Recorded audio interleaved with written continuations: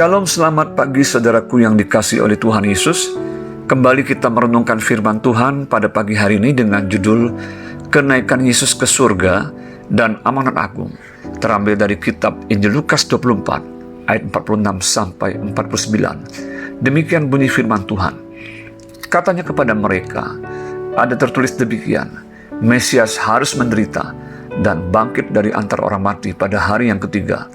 Dan lagi, dalam namanya berita tentang pertobatan dan pengampunan dosa harus disampaikan kepada segala bangsa, mulai dari Yerusalem. Kamu adalah saksi dari semuanya ini, dan aku akan mengirimkan kepadamu apa yang dijanjikan Bapakku. Tetapi kamu harus tinggal di dalam kota ini sampai kamu diperlengkapi dengan kekuasaan dari tempat tinggi. Saudara, dalam minggu ini kita akan memperingati hari kenaikan Yesus ke surga. Peristiwa kenaikan Yesus ke surga ini dengan jelas disaksikan oleh para muridnya sendiri, dan semuanya itu tercatat di dalam Alkitab. Kenaikan Yesus ke surga juga masuk dalam pengakuan iman rasuli. Naik ke surga dan duduk sebelah kanan Allah, Bapa yang Maha Kuasa. Ada beberapa hal yang Yesus sampaikan kepada para muridnya sebelum dia naik ke surga yang tercatat dalam Lukas 24 ayat 46 sampai 49 ini, yaitu yang pertama, Mesias memang harus menderita dan bangkit dari antara orang mati pada hari yang ketiga dalam Lukas 24 ayat 46. Semuanya itu telah dinubuatkan di dalam kitab Taurat, kitab nabi-nabi dan Mazmur. Kematian Yesus dan kebangkitannya menunjukkan pengorbanan dan kemenangannya untuk menghancurkan pekerjaan si jahat dan menyelamatkan manusia dari kebinasaan. Yang kedua, berita Injil Kristus harus disampaikan kepada segala bangsa yang akan dimulai dari Yerusalem ke seluruh dunia.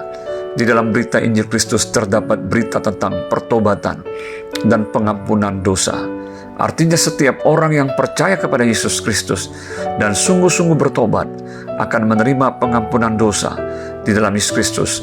Inilah amanat agung Tuhan Yesus, yaitu supaya para murid pergi menjadikan segala bangsa muridnya, membaptis mereka dalam nama Allah Bapa, Anak dan Roh Kudus, serta mengajarkan kepada mereka untuk melakukan apa yang telah Tuhan Yesus perintahkan.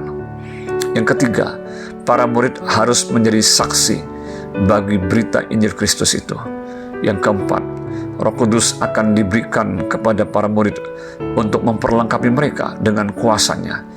Yesus berkata bahwa Dia akan menyertai para muridnya sampai kepada akhir zaman.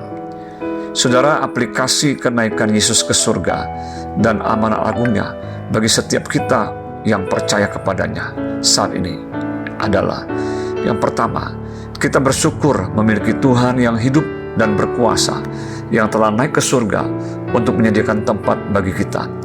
Yang kedua, di dunia ini kita sebagai orang percaya dan sekaligus murid Kristus, kita tidak dibiarkan sendiri karena ada Roh Kudus yang memperlengkapi setiap kita dengan kekuatan kuasanya.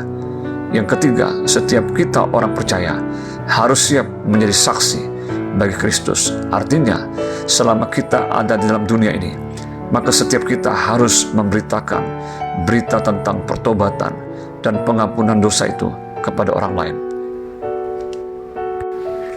Keempat, setiap kita harus menyadari bahwa kita berasal dari Allah, dan suatu saat kita juga akan kembali ke surga, ke tempat di mana Yesus Kristus berada, dan kita pun akan bersama-sama dengan Dia selama-lamanya. Selamat pagi, selamat hari Minggu, dan selamat beribadah kepada Tuhan. Tuhan Yesus memberkati. Shalom.